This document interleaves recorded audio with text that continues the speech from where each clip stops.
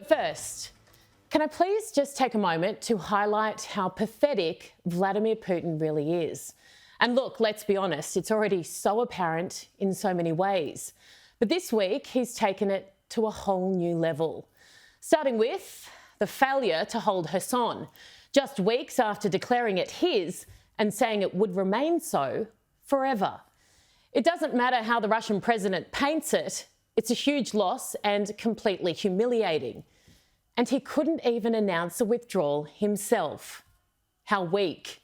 True leaders, even when they've dug themselves into epic holes, made catastrophic mistakes, or in his case, started an unjust and illegal war he naively believed he'd win, and win quickly, they front up.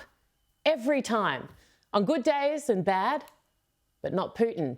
He's also pulled out of this week's G20 in Bali. And look, there were plenty of calls to ban him, and understandably so, but his invitation stood, and he's now buckled. How embarrassing. Putin, who's comfortable sending his soldiers into a foreign country to do his dirty work for him, happy to preside over the rape, torture and murder of innocent people, but scared to go to a luxury five-star hotel on a holiday island and look other world leaders in the face? Oh, don't worry though, Russia will still be strongly represented. Foreign Minister Sergei Lavrov will go instead. Our PM not too keen on a meet and greet. I certainly won't be seeking out any meetings with the Russian Foreign Minister.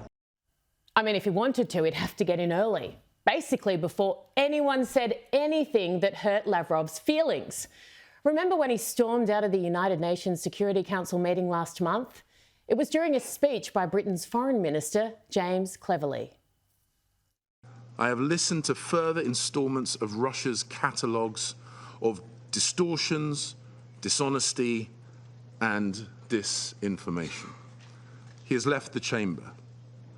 I'm not surprised. I don't think Mr. Lavrov wants to hear the collective condemnation of this council. I mean, he was holding back there too. Someone's got to be taking bets on how long he'll last. Xi Jinping will also be a fascinating prospect next week.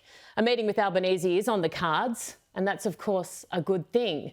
But the big face-to-face the whole world will be watching and waiting for, the Chinese president and his American counterpart.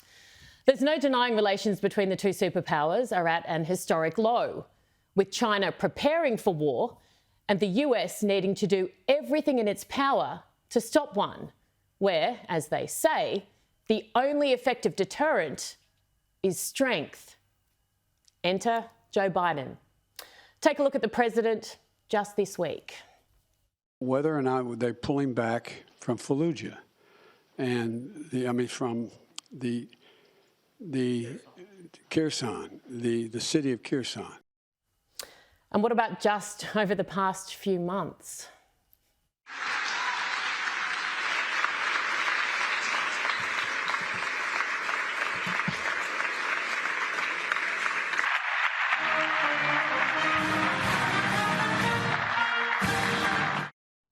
And this is not being cruel, by the way. He has all the power. There has never been a time when we, dependent allies of the United States, can least afford to have any weakness in the White House. And yes, sadly, in many ways, it's still there in spades.